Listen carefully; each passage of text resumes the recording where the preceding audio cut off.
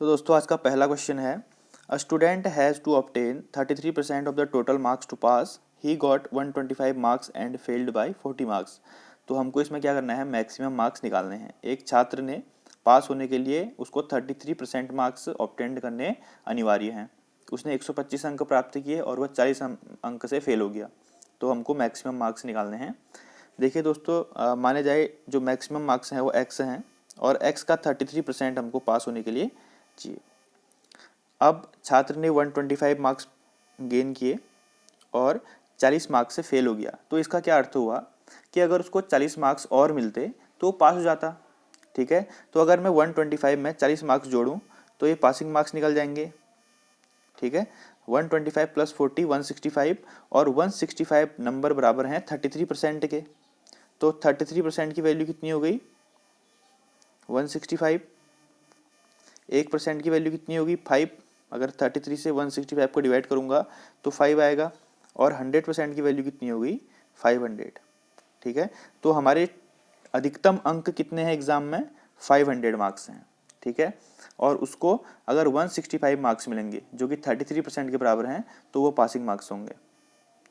तो उम्मीद करता हूँ आपको क्वेश्चन समझ में आ गया होगा। इसका आंसर है 500 मैक्सिमम मार्क्स। बढ़ते हैं अगले प्रश्न की ओर।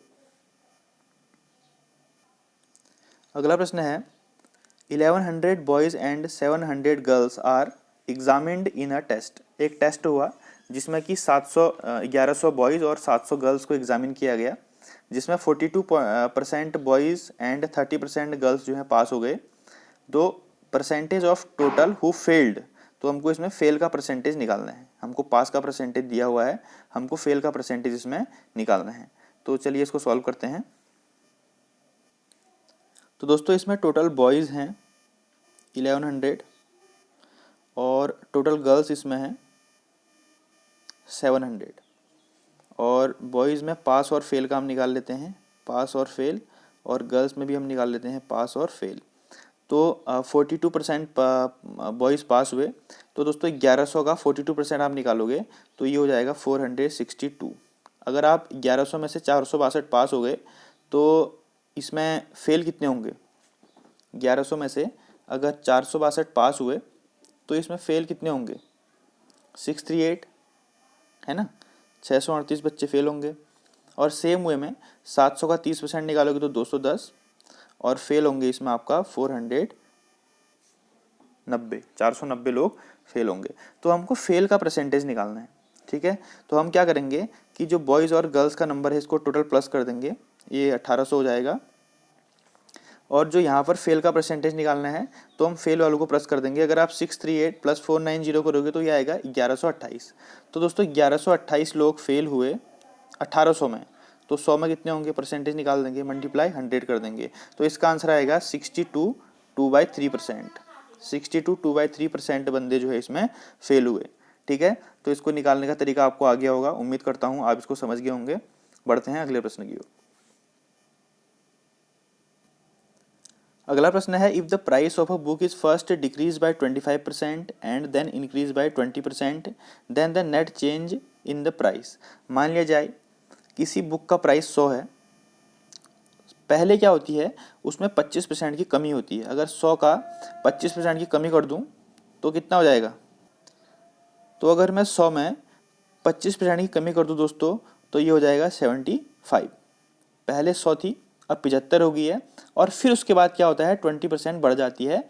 तो अगर मैं 75 का 20% इसमें इंक्रीज करा दूं तो ये हो जाएगा 90। ठीक है, 75 का 120% आप निकाल सकते हैं क्योंकि 20% का इंक्रीमेंट हो रहा है। तो क्या करेंगे, 100% पहले होता है, अब उसमें 20% बढ़ रहा है, तो 75 का 120%। तो 75 का 120% कितना होता है, 90 होता है। तो फिर मूल्य में शुद्ध परिवर्तन क्या होगा, तो दोस्तों पहले 100 था, अब 90 हो गया। तो कितने का चेंजेस हुआ, 10 का 10 का परिवर्तन हुआ, कितने में, 100 में। तो 100 परसेंटेज निकालने के लिए 100 से मल्टीप्लाई कर देंगे तो 10%। तो दोस्तों मूल्य में शुद्ध परिवर्तन कितना हुआ, नेट चेंजेस 10%। ठीक है, तो दोस्तों इसी प्रकार के क्वेश्चन हमारे एग्जाम्स में पूछे जाते हैं परसेंटेज पे बेस्ड। तो आप इनको तैयार कर लीजिए। बढ़ते हैं अगले प्रश्न की ओर। तो दोस्तों अगला प्रश्न है, A salary is 40% of B salary. और which is 25% of C salary. ये विच इज आया दोस्तों बी के लिए, ठीक है। बी की सैलरी जो है वो सी की सैलरी का 25% है और ए की सैलरी बी की सैलरी का 40% है। तो हमको क्या निकालना है, सी के वेतन का कितना प्रतिशत ए का वेतन है। तो सबसे पहले हम क्या करते हैं, नेम लिख लेते हैं इनके ए बी सी। तो सबसे पहले हम क्या लिखते हैं दोस्तों, माना सी का वेतन 100 है, माना सी का वेतन कितना है 100 है। तो क्या लिखा है, B salary is 25% of C salary, यानी कि सी की सैलरी का 25% बी की सैलरी है। अगर मैं 100 का 25% निकालूंगा तो कितना आएगा, 25 आएगा। तो बी की सैलरी कितनी आ गई, 25 आ गई। और ए का वेतन बी के वेतन का 40% है, तो आप 25 का 40% निकालिए, 25 का 40% होता है 10, तो ए का वेतन कितना हो गया, 10 हो गया। तो अब क्या है, सी के वेतन का कितना प्रतिशत वेतन ए का वेतन है। तो ए का वेतन 10 है, सी का वेतन 100 है और 100 से मल्टीप्लाई कर देंगे परसेंटेज निकालने के लिए। तो सी के वेतन का 10% है ए का वेतन, सी के वेतन का 10% है ए का वेतन, तो इसका आंसर आ गया 10%, ठीक है। तो what percent of C salary is A salary, 10%। तो इसको ऐसे निकालते हैं, इसका तरीका होता है निकालने का। अगला प्रश्न दोस्तों, अगला प्रश्न है, if 75% of a number is added to 75 then the result is number itself. अगर किसी नंबर के 75% में 75 जोड़ा जाता है, यानी कि किसी नंबर के 75% में अगर 75 जोड़ते हैं तो वही नंबर आता है, तो वो नंबर क्या है, ठीक है। मानो नंबर x है और x के 75% में हमको 75 यानी कि 75 ही जोड़ना है, तो रिजल्टेंट क्या आएगा, वो नंबर इटसेल्फ आएगा, यानी कि x ही आएगा। तो इसको सॉल्व करते हैं। अगर मैं इसको शॉर्ट कर दूं तो 3/4 आ जाएगा। तो 3x/4 plus 75 equal to x, ठीक। 4 से मैं दोनों साइड मल्टीप्लाई कर दूंगा, तो ये हो जाएगा 3x plus 300 equal to 4x, और 4x को यहाँ लाऊंगा तो माइनस हो जाएगा, 4x माइनस 3x हो जाएगा दोस्तों x, और x की वैल्यू आ जाएगी 300। तो वो संख्या कितनी है, 300 है। अब आप एक काम कीजिएगा, 300 के 75% में 75 जोड़िएगा, 300 का 75% निकालना और उसमें 75 जोड़ना, तो 300 ही आना चाहिए, ठीक है। और 300 का 75% आप निकालोगे तो आएगा 225 प्लस 75 इक्वल टू 300, ठीक है। उम्मीद करता हूँ आप इसको समझ गए होंगे। इसमें x की वैल्यू आएगी 300। दोस्तों अगला प्रश्न है, if 15% of x equal to 20% of y, तो हमको x रेशियो y निकालना है। तो 15% ऑफ x, सॉरी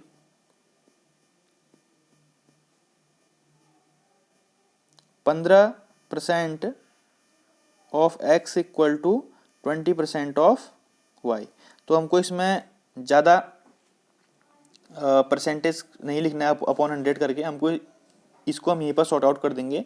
5 से काट देंगे दोनों साइड, 5 3 जा 15 और 5 4 जा 20। तो 3x इक्वल टू 4y, और अगर x अपॉन y करूँगा तो कितना आ जाएगा, 4 यहाँ आ जाएगा और 3 यहाँ आ जाएगा, 4/3। तो रेशियो कितना हो जाएगा x और y का, 4:3। अगर 15% ऑफ x 20% ऑफ y के बराबर है तो इनका रेशियो कितना आएगा, 4:3। दोस्तों अगला प्रश्न है, the difference between a number and it's 2/5 is 510, तो what is 10% of that number, ठीक है। एक संख्या और उसके 2/5 के बीच का अंतर जो है वो 510 है, तो हमको उस संख्या का 10% निकालना है। तो इसको कैसे निकालेंगे, तो दोस्तों इसको हम सॉल्व करते हैं। माना एक संख्या x है और उसके उसी संख्या के 2/5 2/5 के बीच का अंतर, मानी कि x के 2/5 के जो बीच का डिफरेंस है, x minus x into 2/5 equal to 510, ठीक है। तो यहाँ पर हम इसको एक बार यहाँ मल्टीप्लाई कर देंगे, फिर यहाँ मल्टीप्लाई कर देंगे, तो ये हो जाएगा 5x minus 2x equal to 2550, यानी कि हमने 5 से 510 को मल्टीप्लाई कर दिया तो ये आ जाएगा 2550। अब 3x इक्वल टू 2550, तो x इक्वल टू आ जाएगा दोस्तों 3 से 2550 को डिवाइड करेंगे तो आ जाएगा 850, ठीक है, हमारी x की वैल्यू कितनी आ गई, 850 आ गई। अब हमसे क्वेश्चन में क्या पूछा है कि उस संख्या का 10% निकालना है, तो 850 का 10% कितना होगा दोस्तों, 85। ठीक है, तो इसका आंसर कितना आ गया, 85। हमने क्या किया, x और x के 2/5 के बीच का डिफरेंस था 510, यानी कि एक संख्या x थी और उसके 2/5 यानी कि 2/5 के बीच का डिफरेंस 510 था। यहाँ से हमने x की वैल्यू निकाली और x का 10% निकाल दिया, जिसका आंसर आ गया 85। तो उम्मीद करता हूँ आप इस क्वेश्चन को समझ गए होंगे। एक बेसिक सा क्वेश्चन। तो अगला प्रश्न है 5:4 को परसेंट में एक्सप्रेस करना है। तो 5:4 को हम लिख सकते हैं 5.4 इंटू 100। परसेंट में करने के लिए हम 100 से मल्टीप्लाई कर देते हैं, तो इसको सॉल्व करके आएगा दोस्तों 125%। तो 5:4 को हम कैसे लिख सकते हैं, 125% भी लिख सकते हैं।